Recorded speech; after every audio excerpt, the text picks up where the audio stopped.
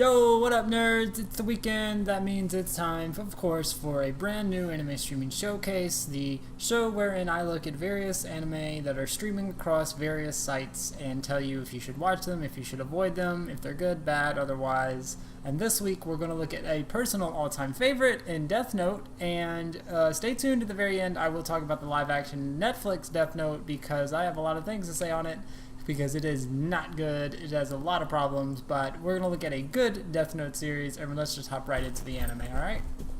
In the 10 years since its anime premiere, Death Note has influenced a number of things and people, including myself, and has left a mark on the industry that won't be going anywhere anytime soon. Death Note has earned its legacy, earned its praise, but it's also not an infallible production. It is certainly not the strongest cat and mouse good versus evil thriller around, but the flair for dramatic and the pacing keeps it from ultimately fading into obscurity. It faithfully adapts the manga, albeit with a few differences here and there to fit the anime medium, and Studio Madhouse created a style that oozes the manga's art with a sheen that's absolutely remarkable. But after 10 years, is this thriller about a man with a god complex who can kill anyone he deems unfit for his new earth at the stroke of a pen worth hunting down?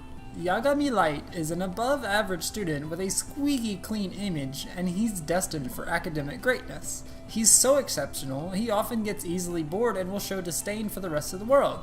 Meanwhile, Ryuk, a Shinigami or death god, is also bored and seeks some excitement from the human world.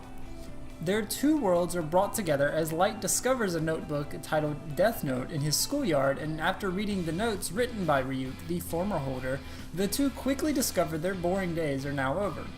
Thanks to the eponymous Death Note, Light is told that he can kill anyone at any time as long as he has their name and an image of them in his mind, as their name is written down in the Death Note. Additionally, since Light touched the Death Note, he's now able to see and interact with Ryuk and learn more about the rules and regulations the book has to offer. Unsurprisingly, he's as skeptical as we all would be, but regardless, he's still intrigued and he hangs on to the book just in case his assumptions are incorrect.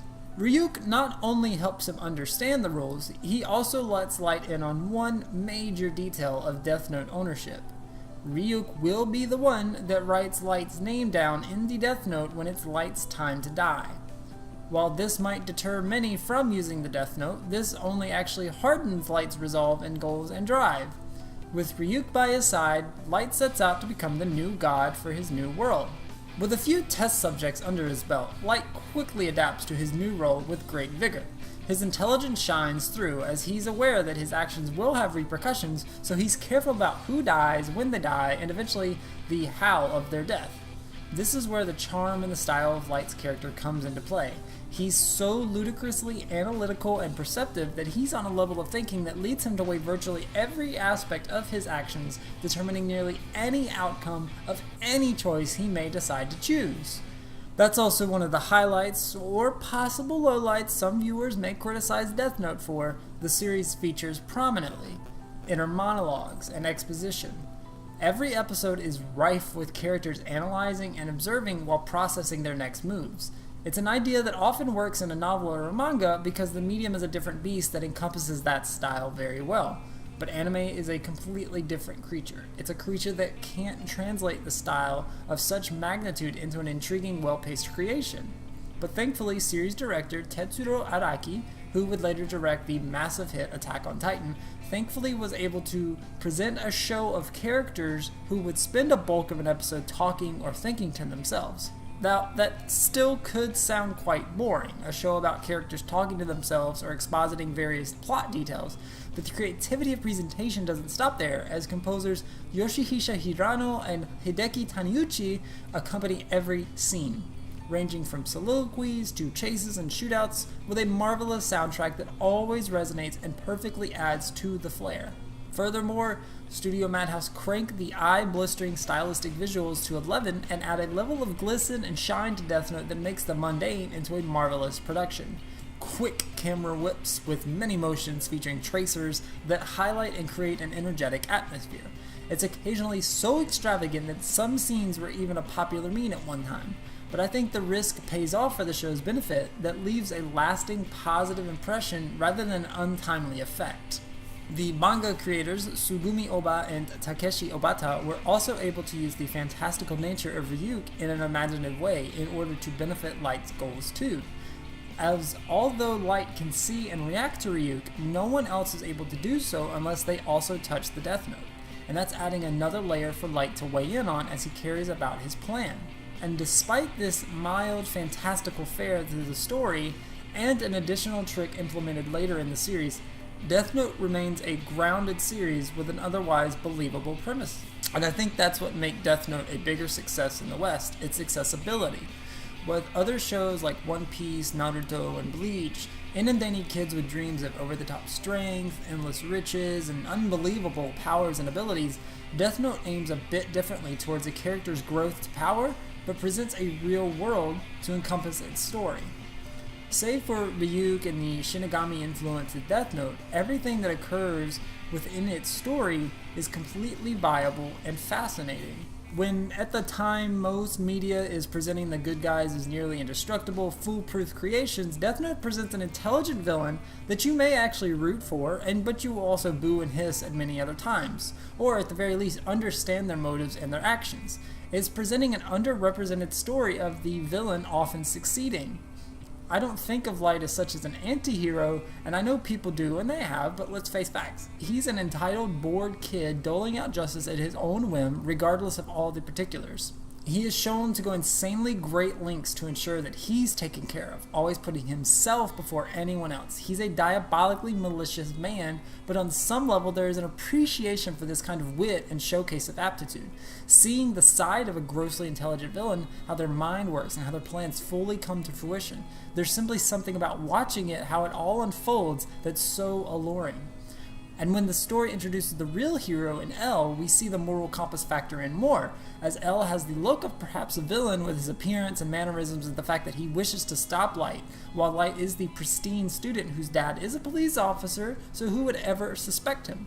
It's this balancing act that the series walks its entire run and constantly calls morality into question. Yes, Light shouldn't be killing at all, but at first he's simply killing convicted criminals, selfish, greedy people capitalizing on others' hard work, and other socially recognized scum of the earth.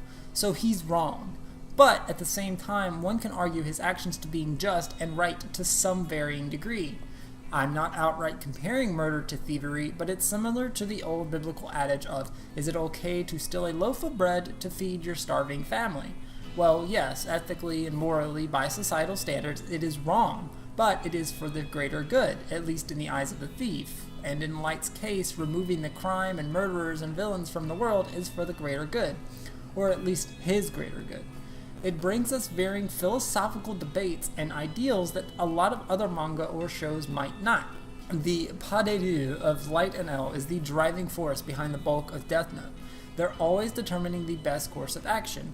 L aims to capture Light, who operates under the pseudonym Kira, and Light aims to rid the world of all evil and simply create a new world. And I've read and heard many varying opinions on the general morality issues of Death Note, and most are valid criticisms. Some examples range from the fact that the morality issues are a bit too much for the intended shonen audience, stating that the main audience is simply too young for it and simply won't understand it.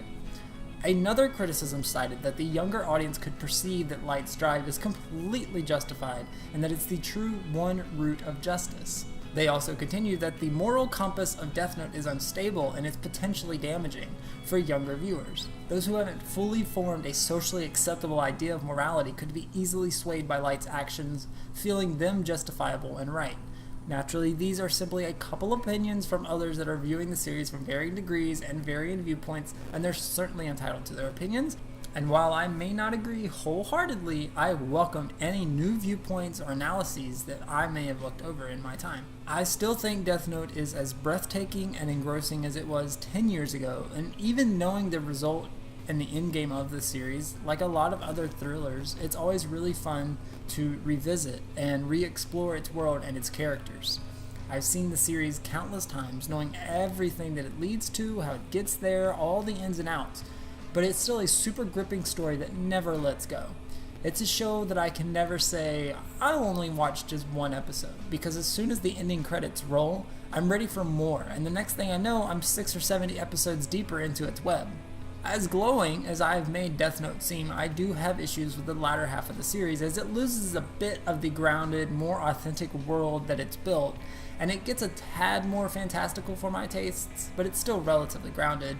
Furthermore, while I won't spoil a thing about it, I'll always believe that there was a certain vital point in the series where it was best to end on rather than where it eventually did, as it never reaches the same level of quality in the thriller and emotional level. Whether the creators Oba and Obata planned it all along, or they wrote themselves into a corner, or if the editors insisted to keep it going when they wanted it to end, there's a certain something missing. The content that is in the post-time skip is still addictive, and it's still full of the same cat and mouse game that the series has become known for, but the satisfaction levels just aren't as comparable. New characters arrive, the story shifts more and more, and the convolution levels are cranked even more to near irritational heights. It's a rather glowing blight on an otherwise perfect series, but please do not let one person's thoughts deter you. Seriously, do not overlook Death Note, and if you've managed to hold out this long on viewing it, I think you owe it to yourself, if you're a fan of thrillers, to be treated to one of the greatest suspense anime ever created. There is a ton of stuff to love here. Everything from the openings to the ending themes. This series introduced me to one of my favorite bands, Maximum the Hormone. They are a ridiculous, over-the-top metal band. They're fantastic. I'm sure you learned of them from Death Note, or you've heard them, seen them around somewhere. Their openings and their ending themes in Death Note are ridiculously cool. It oozes with style, and they did a really good job on the endings, the animation, and the opening animations. It's phenomenal. But I think viewers will walk away more satisfied than frustrated with Death Note.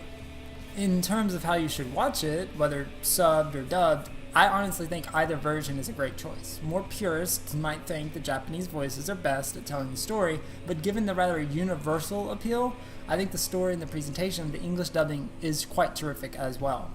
It's got a solid cast, it's an amazingly perfect soundtrack, and the memorable direction.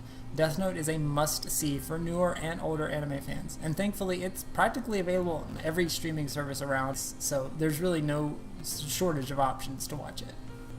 So there we have it, the Death Note anime, so good, sincerely, one of my probably top 5 anime of all time. You know, when you see those internet things being circulated on Twitter or Facebook of, quick, name your favorite top 5 blech, and anime is usually one of the categories. But next to Full Metal Alchemist Brotherhood and Hunter x Hunter, Death Note immediately just pops in my head. It is not even a question. It's that phenomenal. It, for me, was a game changer of what anime could be, what it can do, how it can be presented, how it can be told, how characters can be seen. There's so much to like about the series that when I heard the live-action Death Note, I was skeptical, but I was like, you know what? I've got to give it a shot. There's something about it that, you know what, it's an alternative adaptation. It's not necessarily trying to redo the Japanese version. I don't think you're wrong for thinking there's some whitewashing involved. I don't think it's whitewashing. I think it's simply an alternative retelling of a story, which happens way more than I think people remember happen. But that's not what I'm here to talk about. I'm here to talk about the live-action Death Note that just premiered on Netflix. I would say avoid this at all costs. I don't think even your idea of, you know, how bad could it possibly be can let you know how bad this movie is. It is more like the original series than I expected. There's obviously some changes. Light still keeps his name, L still keeps his name, but the location is different, motives are different, how everything plays out is different. The main problem that the movie has doesn't stem from the fact that they're trying to retell a story. It's the fact that they're trying to retell a story that was 12 volumes long in the manga and 37 episodes long in the anime, and they're trying to condense that into less than 2 hours of a movie. And even when the Japanese did it, and they changed things around, they made 2 films in order to encompass everything, and they still didn't get all in there, and they knew they weren't going to get all in there.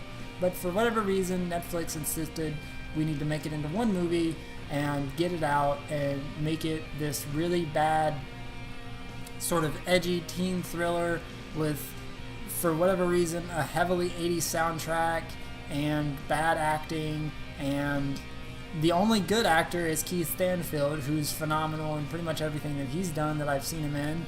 But the main characters are pretty laughable.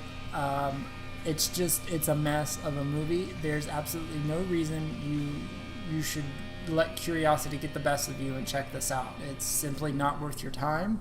It is not worth anything. I usually don't agree with aggregate scores, but Rotten Tomatoes, I think it's sitting at a 33% right now. I think that's absolutely kind of on the nose. It's not the worst film I've ever seen by any stretch of the imagination, but in the terms of my affinity for the series, as well as just watching a lot of movies, this is just a bad movie. There's nothing great about it at all. It doesn't do anything new. It tries to be a thriller that has twists and turns, but all the twists and turns you really can see coming from a mile away, and it's miserable. It's a miserable movie. There's no reason to ever watch it. Don't let curiosity get the best of you. Avoid it at all costs. Just watch the anime, or even watch the Japanese films if you can find them. They're way more worth your time than this absolute piece of garbage. It's bad. Just bad.